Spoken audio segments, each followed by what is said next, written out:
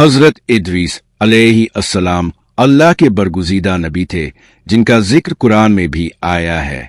اب حضرت شیس علیہ السلام کی نسل سے تھے اور حضرت آدم علیہ السلام کے بعد آنے والے ابتدائی انبیاء میں شمار کیے جاتے ہیں۔ اللہ تعالیٰ نے اب کو خاص حکمت، دانائی اور علم سے نوازا تھا۔ اب دنیا کے سب سے پہلے انسان تھے جنہوں نے لکھنے اور پڑھنے کا فن متعارف کرایا۔ حضرت ادریس علیہ السلام نے لوگوں کو توحید کی طرف بلایا، شرک سے روکا اور نیکی کی دعوت دی۔ اس وقت کے لوگ راہ راست سے ہٹ چکے تھے اور گناہوں میں مبتلا ہو گئے تھے، لیکن حضرت ادریس علیہ السلام نے صبر و استقامت کے ساتھ انہیں اللہ کی طرف بلایا، اپنے لوگوں کو زمین پر عدل و انصاف قائم کرنے، علم حاصل کرنے اور حق پر قائم رہنے کی تلقین کی۔ اب کا دور ایک ایسے وقت میں آیا جب انسانیت ابتدائی تہذیبوں میں پروان چڑھ رہی تھی۔ حضرت ادریس علیہ السلام نے لوگوں کو زراعت، کپڑا بننے اور مختلف ہنر سکھانے کا آغاز کیا۔ یہی وجہ ہے کہ اب کو انسانی تمدن کے مماروں میں شمار کیا جاتا ہے۔ مختلف روایات کے مطابق اپنے 30 صحیفے تحریر کیے جن میں مختلف علمی، سائنسی اور دینی امور پر روشنی ڈالی گئی۔ ان صحیفوں میں خاص طور پر انسان کے اخلاقی معیار، عدل و انصاف اور روحانی ترقی پر زور دیا گیا۔ حضرت ادریس علیہ السلام نہ صرف ایک نبی تھے بلکہ ایک عظیم مصلح بھی تھے۔ اپنے انسانی تہذیب کو بہتر بنانے کے لیے اہم اقدامات کیے۔ کہا جاتا ہے کہ اب پہلے شخص تھے جنہوں نے علم، فلکیات، طب اور ریاضی کے اصولوں کو سیکھا اور لوگوں کو سکھایا۔ اسی لیے اب کو دنیا کا پہلا سائنسدان بھی کہا جاتا ہے۔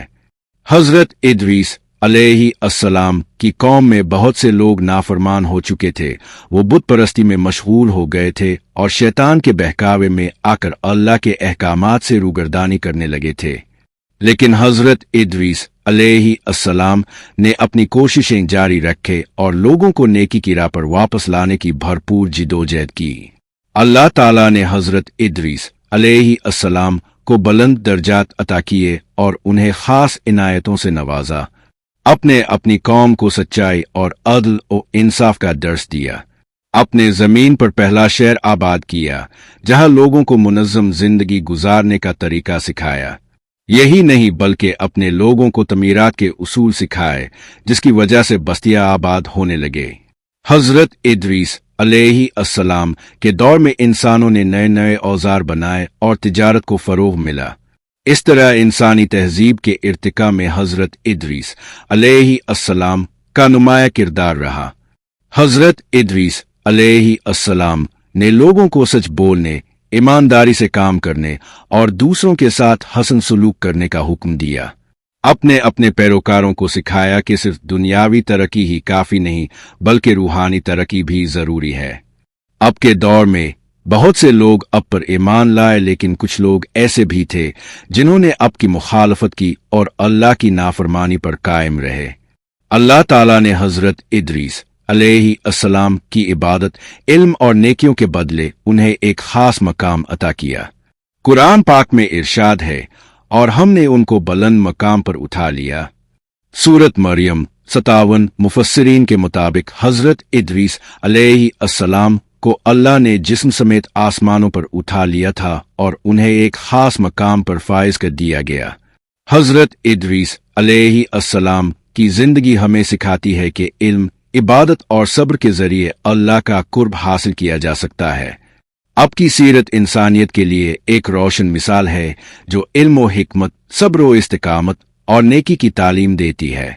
اب کی زندگی کا ہر پہلو ہمیں اللہ کی طرف رجوع کرنے اور نیکی کے راستے پر چلنے کی ترغیب دیتا ہے۔ حضرت ادریس علیہ السلام کا ذکر تورات اور دیگر قدیم صحیفوں میں بھی ملتا ہے۔ اب کو دنیا میں علم و ہنر کی روشنی پھیلانے والا نبی کہا جاتا ہے۔ مختلف روایات کے مطابق حضرت ادریس علیہ السلام نے فرشتوں سے ملاقات کی اور اللہ کی خاص عنایات کے مستحق ٹھہرے۔ اب کا سفر آسمانوں کی طرف ایک ایسی روحانی حقیقت ہے جس پر مفسرین نے گہری تحقیق کی ہے۔ حضرت ادریس علیہ السلام کی داستان ہمیں یاد دلاتی ہے کہ ایمان، علم اور عمل کی روشنی انسان کو بلندیوں تک پہنچا سکتی ہے۔ ایک مشہور روایت کے مطابق حضرت ادریس علیہ السلام نے حضرت ملک سے درخواست کی کہ وہ انہیں موت کا مزہ چکھنے کے بعد دوبارہ زندہ کرے تاکہ وہ اس حقیقت کو سمجھ سکے۔ اللہ کے حکم سے حضرت ملک نے ان کی یہ درخواست پوری کی۔ اس واقعے سے معلوم ہوتا ہے کہ حضرت ادریس علیہ السلام نہایت متقی، عبادت گزار اور علم کے پیاسے تھے۔ حضرت ادریس علیہ السلام کی زندگی کے مختلف پہلو ہمیں سکھاتے ہیں کہ ایک سچے انسان کو ہمیشہ حق اور سچائی کے راستے پر قائم رہنا چاہیے۔ اب کی کہانی ہمیں یہ بھی بتاتی ہے کہ علم کا حصول، نیکی کی تلقین اور صبر و استقامت اللہ کے قریب لے جانے والے راستے ہیں۔ آج بھی حضرت ادریس علیہ السلام کی تعلیمات دنیا بھر میں موجود ہیں اور انسانیت ان سے رہنمائی حاصل کر سکتی ہے۔